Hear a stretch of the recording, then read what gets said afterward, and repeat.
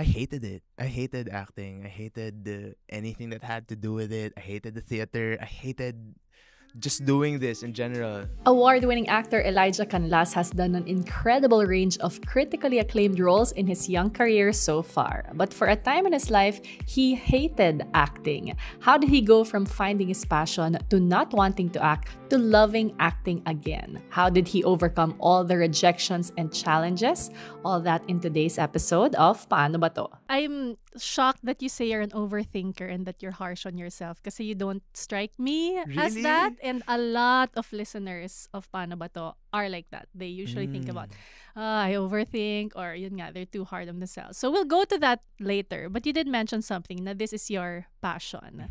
But rewind even more, just to give everyone a background. Your first project was actually in 2014. Yes.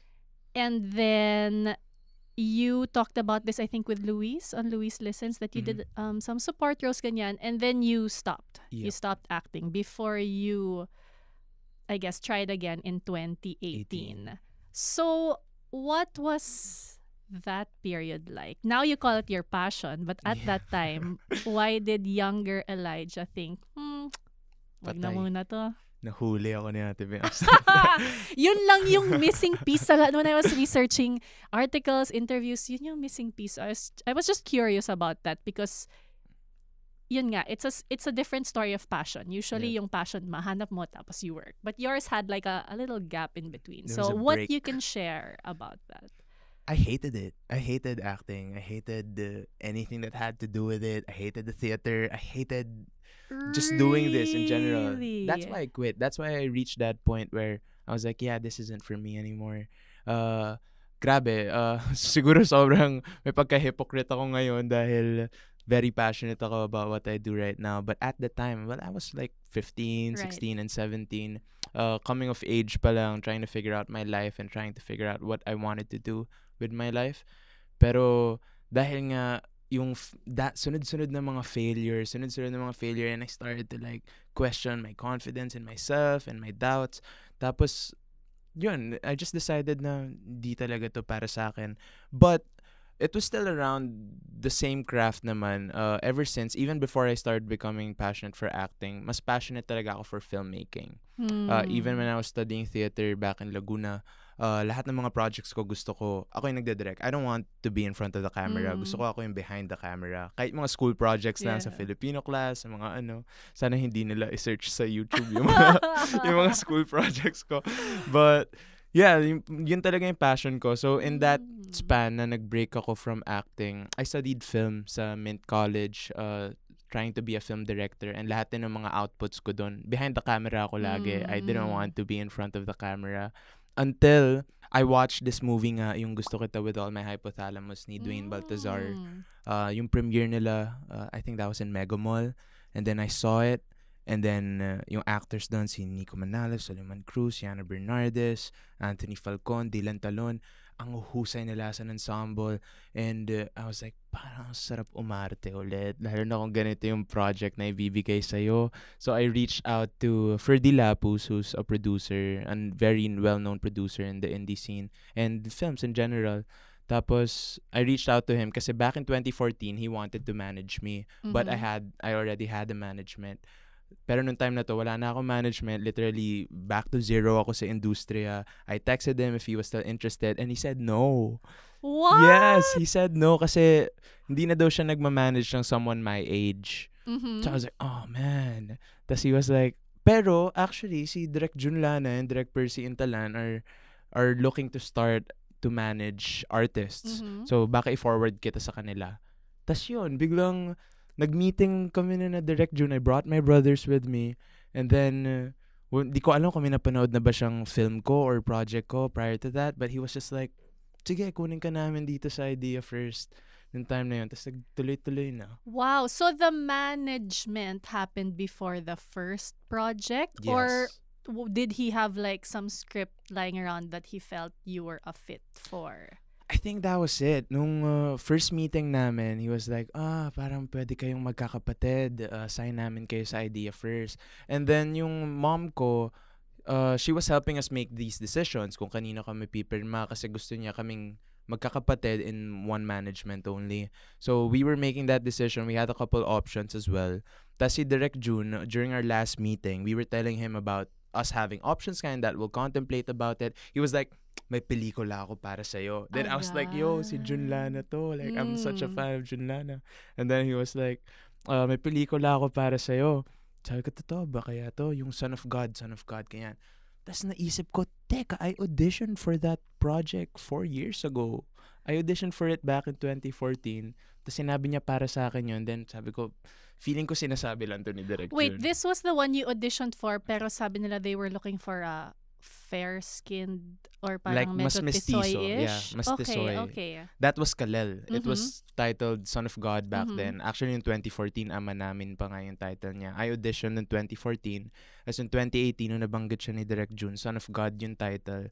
And then sabi niya, parang pwede daw ako. Does he remember your audition? When He doesn't. Oh, That's crazy. Kasi I mentioned it to him wow. like probably last day of shoot ng Kalel. I was like, Direk, patapusan naman tayo. Nag-audition ako para sa project na to way back. Sabi niya, talaga ba? Nag-audition ka?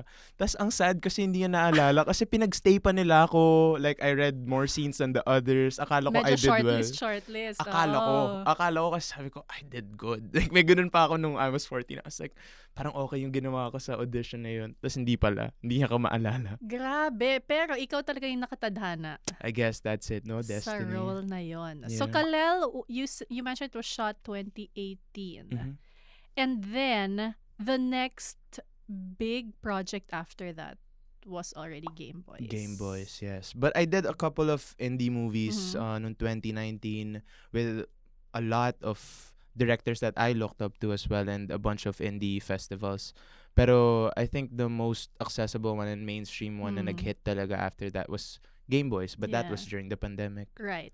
Wait, so from not wanting to act to seeing Direct Dwayne's film Mhm. to doing Kalel, shooting that, kailan mo ulit naramdaman na you might love this?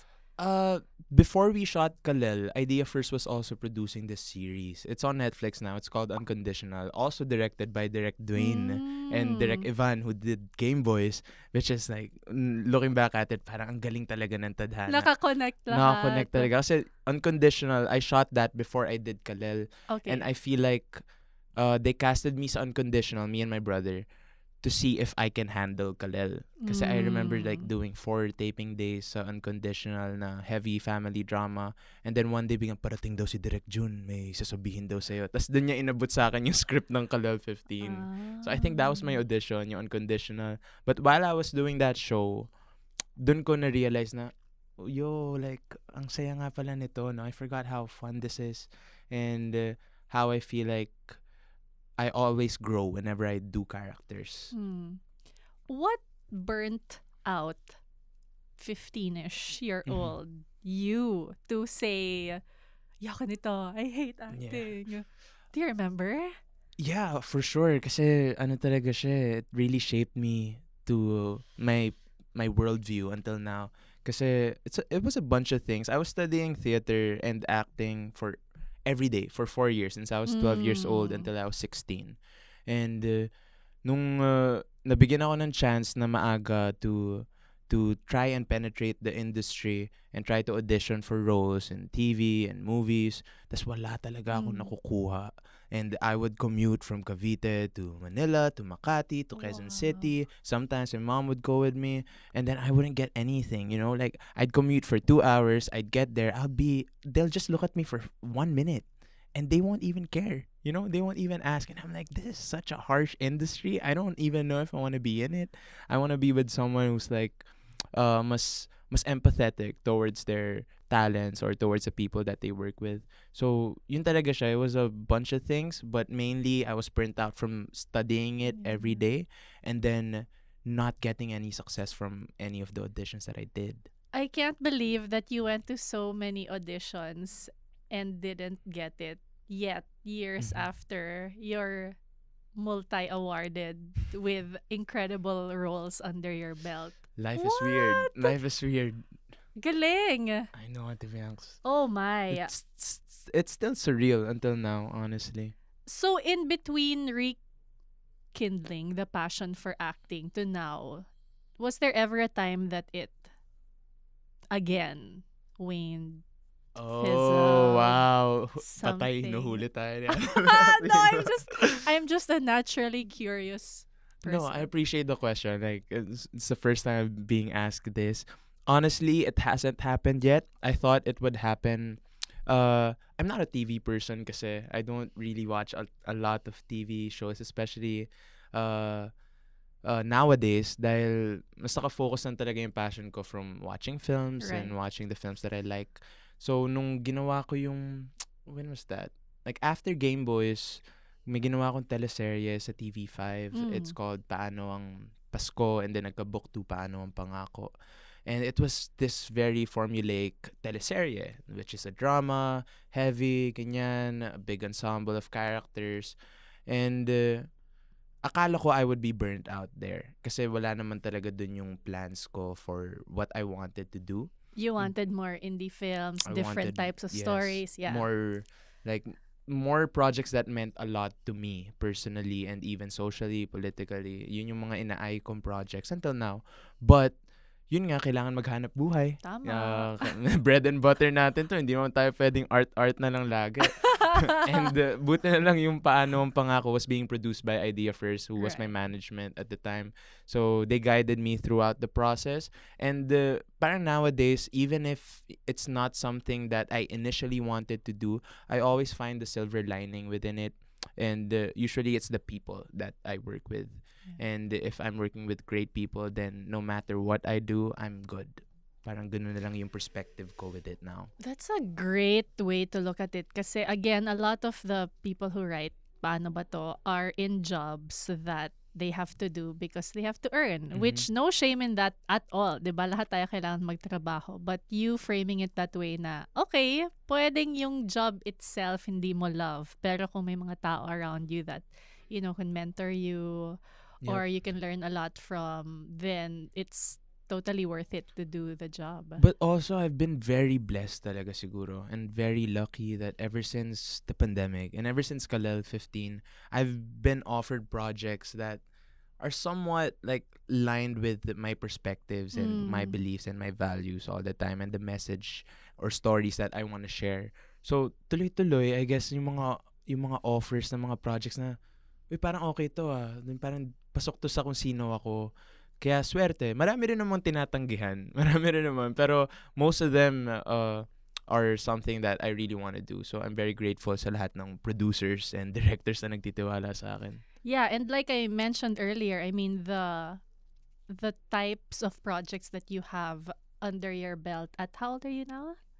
23. 23. I mean, grabe na your portfolio, kumbaga. And it's technically without doing the I'd say old, outdated formula of a love team to make it. I mean, technically you and Coco I were had a love Coco team, eh. but My baby. Shout Yeah. out sa baby ko. you're still close until Of now. course, yeah, Oh, actually, yeah, that was a great project.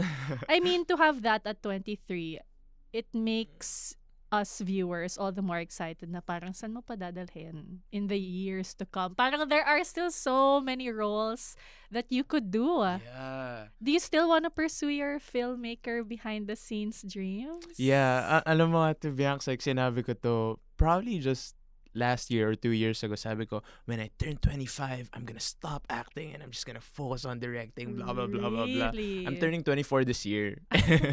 And I have 1 year to go pala to do that director thing. But, sometimes you just have big dreams. Sometimes nagiging pretentious tayo. Ako, I can admit, I can acknowledge that. But, I think it will just come at the right time Yeah. na lang. Like, hindi ko na pressure yung sarili ko na dapat 25 nagde-direct na ako and I'm not acting anymore. Like, at this point, kung ano yung bigay sa akin ng mundo, kung ano yung nandyan sa harapan ko, I'll grab that chance. Kasi, I mean, I lived a very blessed life. Yun yung perspective ko talaga ngayon. Kasi ang daming taong nangangarap to be in my spot. And then they gave this to me or na nagkataon na nagagawa ko itong mga gusto kong gawin. Kaya I don't want to be ungrateful for anything that I have. Yeah, yeah. And you worked hard for it. Again, Yeah. to anyone who might be thinking that your career technically started in the pandemic with Game Boys, they actually have to No. rewind to the many rejections I to mean, get I've to where been you are acting since I now. was 5 years old. I mean, school theater lang yun, Mm. but I've been doing this acting thing for my whole life, for sure. Kaya meron kang stop acting at 25 na Yeah, naman. nandun na naman Ganon. ako. Gets naman, yeah. But at least now you're more open Yep. to what the world has to offer. So, you love acting, obviously, and you're excellent at Oh, it. thank you. You are aspiring behind